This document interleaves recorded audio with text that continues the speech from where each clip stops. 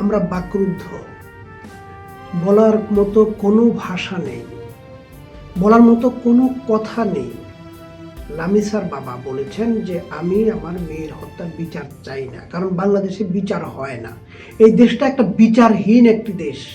চলুন আমরা চলে যাই অ্যামাজন জঙ্গলের সেই উপজাতিদের কোথাও দেশে, আমরা চলে যাই আফ্রিকান নিগ্রোদের একদম উপজাতি যারা একদম গহীন বনাঞ্চলে আছে, ওইরকম কারো কাছে যেখানে কোনো বিচার হয় না। বাংলাদেশ মনে হয় এর চাইতে নিকৃষ্ট একটি আমরা রাষ্ট্রের দিকে যাচ্ছি। এই দেশে কোনো বিচার হয় না, বিচারহীন একটি দেশ।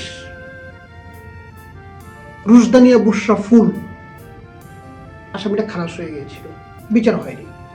সাবিকুন নাহার সনি বিচার হয়েছে? হয়নি। আবরার ফাহাদ খুনিদের মামলা হাইকোর্ট পর্যন্ত গিয়ে পেন্ডিং হয়ে আছে, বিচার করতে পেরেছে?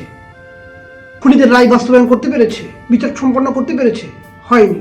গত 18 মাসের যে ইউনূস সরকার ছিলেন তার সময় একটা খুনের বিচার শেষ করে রায় কার্যকর করেছে? করেনি। আর এই যে খুনের বিচার চাই না, এই কথা তো এটাই প্রথম নয়।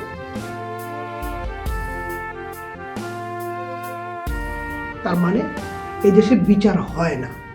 এখন দায়িত্ব আপনাদের হাতে। আমরা কি সত্যিকার অর্থে একটি এমন রাষ্ট্র চাইবো যেখানে বিচার হয়?